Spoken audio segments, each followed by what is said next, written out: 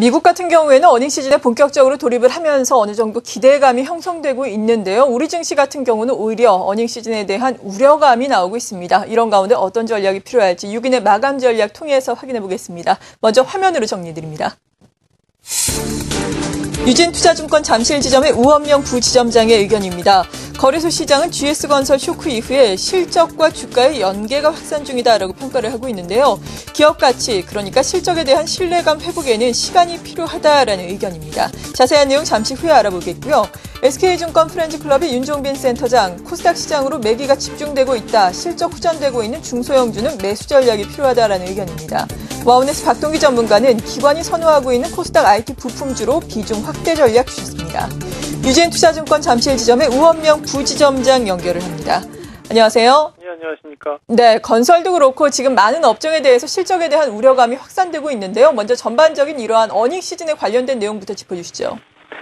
예, 말씀하신 것처럼 최근에 시장 흐름이 이제 GS건설의 실적 발표 이후에 실적하고 주가 연관성이 상당히 밀접하게 연결되고 있는 흐름들을 보여주고 있는데요. 아무래도 GS건설 같은 경우는 어느 정도 좋지 않을 것으로 예상을 했었지만 시장의 예상치하고 너무 동떨어진 실적이 발표되다 보니까 이제 시장에 참여하는 분들한테는 어떤 신뢰성이라는 부분까지 영향을 좀 주게 된 걸로 판단이 됩니다.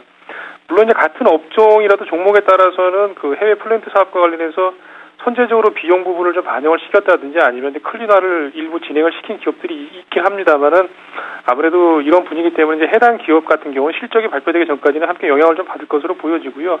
그렇기 때문에 역시 어닝 시즌이기 때문에 어떤 종목이든지 실적이 좀 발표되기 전까지는 조금 관망의 전략이 필요할 것으로 보여집니다. 다만 상대적으로 역시 시장에서 실적으로 좀 가시성이 어느 정도 확보된 컨센서스가 형성된 종목들 같은 경우는 상대적으로 반사적인 이익도 좀 보고 있는 것 같고요. 시장에 이제 어떤 관심이 좀 더 집중되는 흐름인데요. 여기에 해당되는 업종 역시 IT 쪽하고 IT 부품, 제약, 음식료 업종 이런 업종이 포함된다고 할 수가 있겠습니다.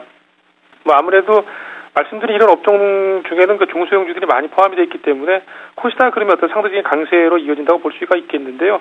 아직까지는 말씀드린 IT 부품이나 제약, 음식료 업종 같은 경우는 시장 수급이 좀 몰리고 있기 때문에 계속해서 이제 관심이 필요할 것으로 보여집니다. 다만 말씀드린 이런 업종도 어쨌든 간에 주가 상승이 이제 계속해서 이어졌기 때문에 이제 발표되는 실적과 주가를 계속해서 비교할 가능성이 커졌습니다. 그렇기 때문에 말씀드린 업종 같은 경우도 실적이 되긴 하지만은 지금 상황에서 어떤 과도한 추격 매수보다는 차분히 실적을 확인하시고 좀 대응을 해보시라고 말씀드려보겠습니다. 네, 유진투자증권 잠실지점의 우원명 부지점장이었습니다. 잘 들었습니다. 네, 고맙습니다. 나머지 3위는 어떤 전략을 마련하고 있는지 역시 화면으로 알려드립니다. SK증권 영업부 PIB센터의 김춘석 부장의 의견입니다. 대형주 어닝 쇼크에 따라서 대체 성격이 강한 코스닥 종목 강세가 이어지고 있다라고 평가를 하면서 코스닥 내에서 바이오 엔터테인먼트, 제약, 헬스케어 등 종목에 관심을 갖자라는 의견입니다. 동양증권의 김우신 부장은 역시나 코스닥 수급 그리고 실적 우량주를 선별 투자하자라는 의견이고요. 오늘의 광고 투자 비중을 지난 거래일보다 6%포인트 낮춰 잡았습니다. 33%로 제시를 하고 있습니다.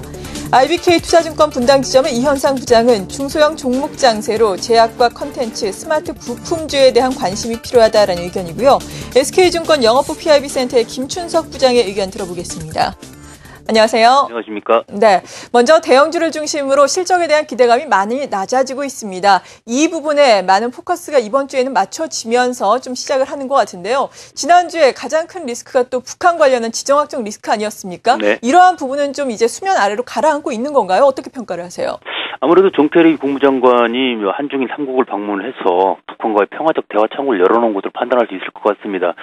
일면에서는 북한과 미국의 직접적인 어떤 회담 자체도 열 수 있다는 그런 뉘앙스까지 풍겼기 때문에 일단 북한이 반대 의사를 밝히긴 했지만 전면적 거부가 아닌 것을 판단을 하고요. 그 때문에 북한 리스크는 수면 아래로 조금씩 내려가고 있다 이렇게 판단해야 될 것 같습니다. 잘 아시는 것처럼 지금 거래소 쪽에서는 GS건설의 어닝 쇼크가 나타남에 따라서 기관과 외국인이 대형주에 대한 어떤 실적 의구심을 당분간 가져갈 걸로 보여지고 있기 때문에 그거에 대한 대체제로 나타나고 있는 코스닥 쪽에 관심을 가지시는 게 괜찮을 것 같습니다. 특히 신정부에 대한 정책 기대감이라든가 오늘 나타난 것처럼 싸이 효과 이런 부분 자체가 코스닥 쪽을 조금 올려놓을 것 같고요. 일단 하지만 거래소의 실적 쪽은 IT 관련된 대형주들은 오히려 하락할 때마다 조금씩 더 담아놓는 게 괜찮지 않을까 이렇게 생각을 하고 있습니다. 그리고 또 IT 부품주 위주도 코스닥 쪽 관심을 더 가지셔야 될 것 같고요. 마지막으로 조선주 같은 경우는 실적 대비해서 나쁘게 상당히 과대 거대한 편입니다. 그래서 오히려 적극적으로 매수하는 생각을 하고 있고요. 단 조선주 같은 경우는 한 달 정도의 텀을 둔다는 생각을 가지시면 좋을 것 같습니다. 어찌됐든 간에 GS건설발 어닝 쇼크 자체는 내일 발표되는 삼성 엔지니어링의 실적이 상당히 좀 어떤 전제를 좀 줄 것 같은데요. 왜냐하면 삼성 엔지니어링 같은 경우도 GS건설하고 같은 공구가 있습니다. 아랍에미리트 연합 루아이스 공구에 같은 지역의 공사 현장이 있기 때문에 어떤 식으로 실적이 나올지 한번 지켜보는 것도 관심거리입니다. 이상입니다. 네, SK증권 영업부 PIB 센터의 김춘석 부장이었습니다. 잘 들었습니다. 네, 감사합니다.